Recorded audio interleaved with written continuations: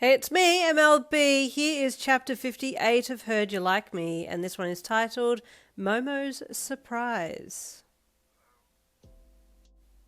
After dinner, you and the girls walked back to Momo's room, and you dropped her off and then walked Jirou to her room for the night. Sleep well, yeah? You said to her as you stopped at her door. Did you want to come in for a bit? She asked. I'd love to, but I think I better give Momo some of my attention, you said. I've spent a lot of time with you over the past few days. I'm not saying it's a bad thing, but I gotta share myself around evenly, you know? You said with a suave smirk. Okay, Miss Popular, Jirou teased, but I'll be looking forward to you being in my room again soon.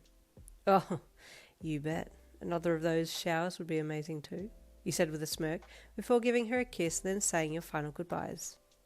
After she had gone into her room, you headed back down the hall and knocked on Momo's door before entering, noting that Momo was standing there in a robe, which was mildly unusual for her, but you didn't really think too much into it.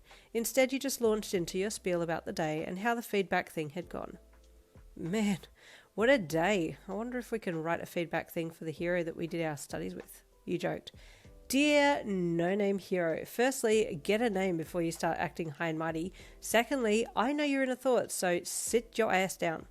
Momo shifted a little awkwardly and sat down somewhat stiffly on the side of the bed and gave you a slightly sympathetic look. Oh, Yin, are you still feeling hurt by what he said? She asked, still looking a little awkward.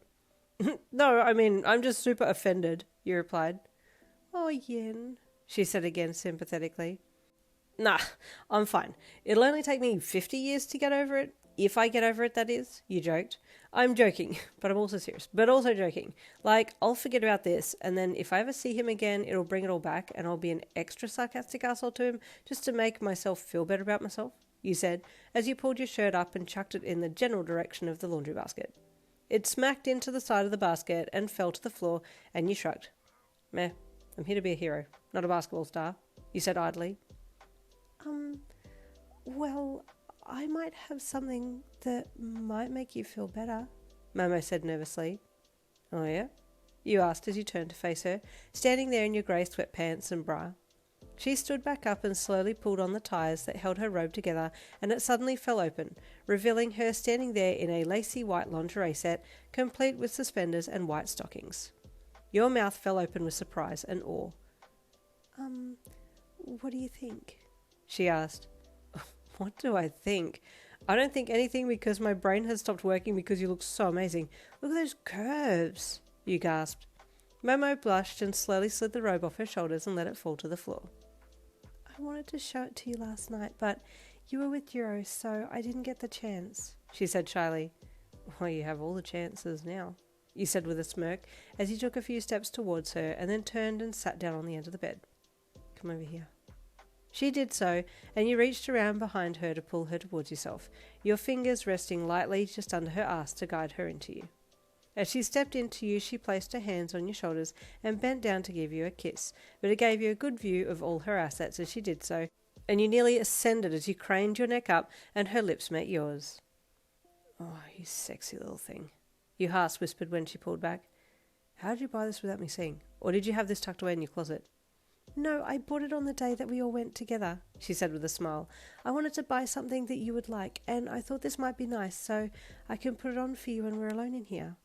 Oh, I love the way you think, you said, as you slid your hands down behind her knees and pulled gently, encouraging her to straddle you, and she did, but lost her balance as she leaned onto you, and you lay back as she fell on top with a little squeak. Oh, I'm so sorry, Yin, she gasped.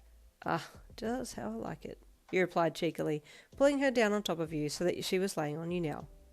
Now you just lie here and let me enjoy this, you added, as your hand slid up and over her hips and rested in her little waist.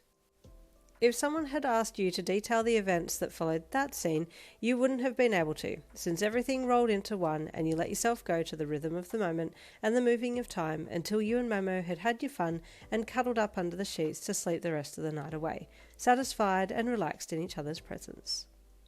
The next day at school, in light of your feedback being given yesterday, you were given some time in PE to focus some of your energy on improving in whatever capacity you thought was appropriate. Well, seeing as I can't change the person I am, you said, speaking to Momo and Jirou, according to a no-name hero who looked after us, you added snidely, I'll be focusing on something important, like being able to switch my quirk on and off even when I'm tired, as well as being able to distinguish between voices even when I'm in a bit of an overdriven state. Good for you, Yin, Momo said proudly when she heard your little speech. Thanks, babe, you replied with a grin. Now I just got to do that.